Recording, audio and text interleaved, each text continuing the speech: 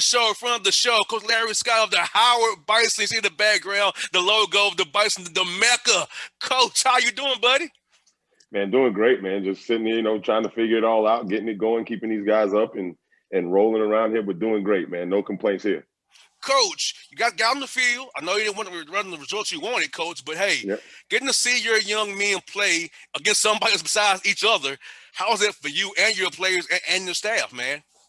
I'll tell you what, it was a big thing on a lot of fronts, right? Obviously navigating and maneuvering through this COVID deal and pandemic and keeping our guys healthy and trying to get them ready. And, within the 9 weeks that we had, 8 weeks that we had of preparation, it was really good to see these kids fight through that, do the things that we needed them to do to stay healthy and get ourselves to just that point to be able to make some evaluations. I mean, the last time that any of these kids that played in the football game was over 460 some odd days ago, before that they had a chance to play again. So with all the, with the guys we had opted out, with the COVID-19 and pandemic deals that we had to maneuver through, with some of our frozen days where ice was on the field, we couldn't practice, the inauguration, campus closures and things like that, just to get through all of the stuff and the turmoil and the hurdles that we had to get to that moment to go play was a win for us in itself for what we want to do with this program. And then to have a chance to watch them run around and play so that we can make some evaluations of where we are, where our talent gaps are, and all of those type of things was a big discovery for us as a staff. Okay, where do we need to go? We have no idea because we've never seen these guys actually playing games. It's only been 8 weeks, and all we've had was the development that we've had with them through practices and things like that. So to get a chance to get out and compete, to see where we are, was huge for us. And like you said, Coach, those teaching points, because you learn from film, that the eye in the Yes, we sky do. does not lie. So you can see on Yep. film whether a certain defense is going to work, whether a certain call works, how the plays are being run. So as you break down from now until your next game against Delaware State, it's going to be more of like trying to break down this film and kind of take each point of teaching that you want to take and say, hey, we're going to get back, drill this even more so we can get ready when we play these guys again in a few weeks here.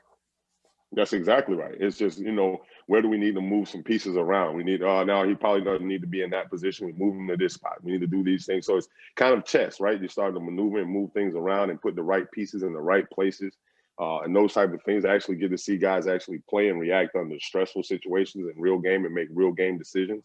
And then, to tailor back what we need to do more of, less of, and all of those type of things. So it was a huge learning experience for us all. Obviously we had to work through some jitters. Those guys had some early game jitters and made some mistakes that, put us in some bad situations there. But I think one of the biggest things that we talked about as a program, as a team, was that the innate ability that we can always win the game. We're never going to quit. We were down 17-3 with 4 minutes left.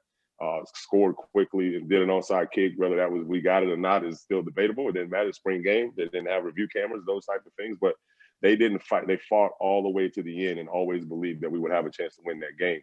And for us and where our program has been to where we want to go, that was a huge step for us to continue to play hard, strain, and believe that you can win no matter the circumstance. So at the end of the day, we I think for us, there's a lot came out of it that are positive for us to build on. Obviously disappointed with what the result was because we're competitive by nature and always want to win when people are keeping score. But at the end of the day, there was definitely some foundation built there that we can build upon here over the next few weeks to put ourselves in a situation where it'd be a different result next time. And how excited were your guys last week in practice knowing that, hey, we got out there and played and we fought? Because I feel like the fact that you guys fought back in that fourth quarter when you could have easily tapped out, but you did not tap out. So how was that balance in your team last week in practice? Because I know just getting out there and playing knowing that, hey, we made some mistakes here and there early in the game, but if we just did clean up these little things, we could have really won this game. And so the confidence that you guys got as a group, and how was their vibe last week? Oh man, it was awesome because you begin to see the culture of what you want your football team to be from within, not coach led, player led. The players were getting together and saying, man, you know what? We can if we execute. We can if we learn how to practice better. We can and will if we continue to come together and believe in what the plan is and execute and make the necessary sacrifices and those things to be a really good football team. I think it was a light bulb moment for them of understanding. We have a slogan in our program. It's like we always got both hands on the rope and we're all straining and pulling in the same direction. And don't ever let go of the rope. Don't let go of the rope. I don't care if it's you getting drug around, skinning up your knees, forehead, back, shoulder. Don't ever let go of the rope, because it's a very good illustration as to what life will do to you too. Yes, And if sir. you've been, and life will drag your tail sometimes, and with what we go through on a daily basis. But if you don't ever let go of the rope, you'll eventually get back up on your feet. And if everybody's still aligned and we're still all pulling in the same direction, eventually, we'll get this thing going right. And it's about the strength. And those guys believe. They did not let go of the rope. They fought to the better end. And at the end of the day, I just told them, I said, hey, we were coming. We just ran out of time. And at the end of the day, we can take that from there and we can grow from this. We're going to learn from this film. We're going to learn from our actions. We're going to learn from our developing a really clean process of preparation. And we're going to be better for this. And we're going to build this program, the culture of what it needs to be. And so you started to see the players starting to do that. And you're starting to see those echoes and those whispers amongst each other, amongst their peers. You're starting to see the leadership start to rise up within the program in the fashion that you want to see it rise up. So that it'd be, more player-driven teams instead of, player-led teams instead of coach-led teams. And coach, what's some young men you want to spotlight who really impressed you against Delaware State? Because I know some guys who really stood out in that game for you. Tell us some guys you want us to listen to here to know about they should watch out for going down the road that you really was impressed with in that game on the 27th there. I'll tell you what, I came away really impressed with our defense as a whole. And if you really look at our roster top to bottom, it's a really young defense. Sophomores and freshmen. We have two interior senior guys, which our senior leader was Aaron Motley. And I thought he did a really good job anchoring down some things in the middle of the defense. But we had true freshman corner, a true freshman weak safety, sophomore safety, sophomore linebacker stepping up and playing. So really, I was really impressed with the way that they flew around, the physicality that they played with, the speed that they played with, the pursuit and chase of the football. They played with a passion and an energy. And I told them, I'm an offensive guy by nature, but I want my football teams to be the energy and the passion from which we play come from the defensive side. I want that spark through our defense, because if they can't score, they can't win. So at the end of the day, it's like to really see that group of really young players that are going to be in our program now for the next 2 to 3 years, be the ones that are doing that and playing like that and flying around and doing those things. You walk away very encouraged about what we have coming in the future and the opportunity that we're going to have to be a really, really, really good football team.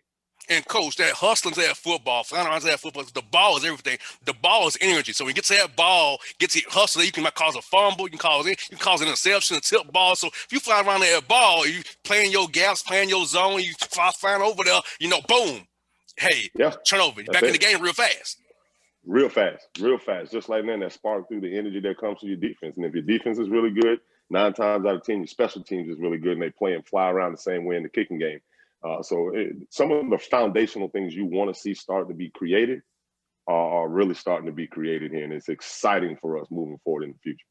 And like you said, because having a young roster to help mold and build those young men for the next 2, some of them 3 years, 4 years, you're in a great position with your team, because this is because they get to come back as well if they want to, because the rules. So you have some of these guys 5 years. So the house would actually build a program, have an AD who knows your plan and trust in your plan, has to make you excited knowing, hey, I can really build this the right way. I having to go the transfer route, the JUCO route. I can really build this the proper way and have something that's sustainable for years to come.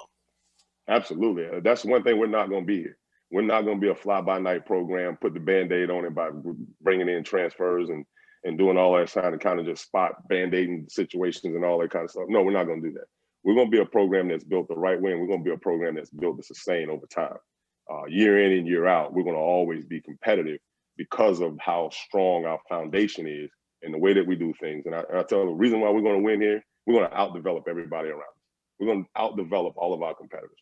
That's what we're going to do here. From the day they walk in here to the day they leave here, they're going to be the most well-developed football team and individuals versus our competitors. So we're going to do it the right way. And sometimes, to do it the right way takes some time.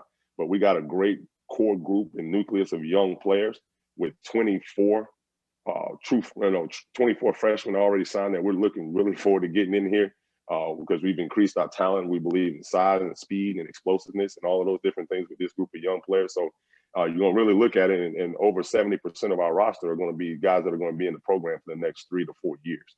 70% of the roster will be in the program for the next 3 to 4 years, which gives us a chance to build it the right way, foundation, rock solid, strong, to really building a true program, not a football team, but a program. Most definitely, Coach. And Coach, let me ask you this: are you guys looking to play any more games besides the Delaware State game on 27th? Because I know with that gap, you want to maybe find a game if you can. That's something on the table for you guys, or Yep. you can't speak on it right now. Well, we have been looking around, and a lot of people don't have holes right now in their spring schedule because they're playing conference only schedules, unless they have some incidences or some COVID deal related things where somebody has to say that we can grab a game here or there.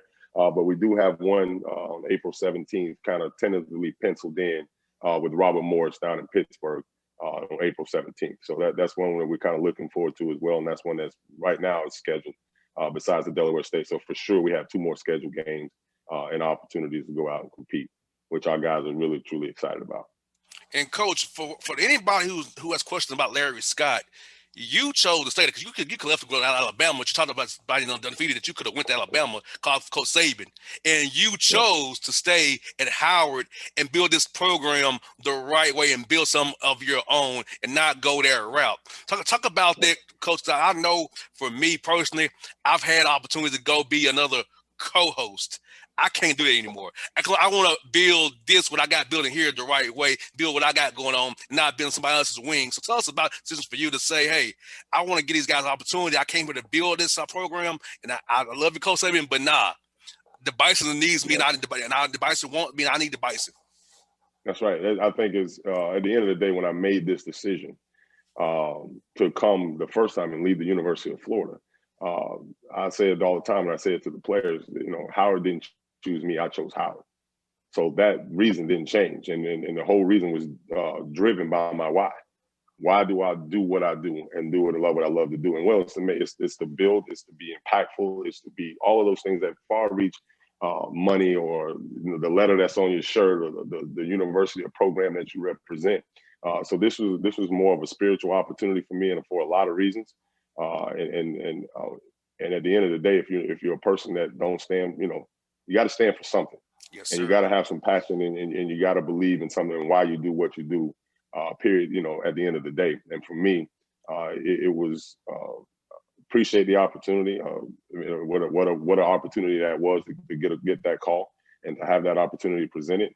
But at the end of the day, my why and who I am and why I do what I do is way more important than any of those other superficial things that'll come and go. At the end of the day, when you have an opportunity to leave an impact, to build a program, I think it's a once in a lifetime opportunity, especially at a place like Howard University. To me, it was kind of a no brainer to stick to my guns, stick to my purpose, my passion, and who I am and what I want to do in this life. And that meant to stay right here at Howard University. And Coach, you have a great support system there with the president, the AD, and then also with your coaches. You have Coach Askew, Coach Blakeney, you got Yeah. Coach Puryear. So you all have a great AD and a president, and you all have a stand for wanting to help kids come to that university, build sustainable programs, and help young men and young women go on to be bigger and better things once they leave Howard and be successful for 40 years to come after Howard. So I think that is just an opportunity that you can't pass up to make impact that way on our young Black kids who come to that great university to learn and grow and be better going forward.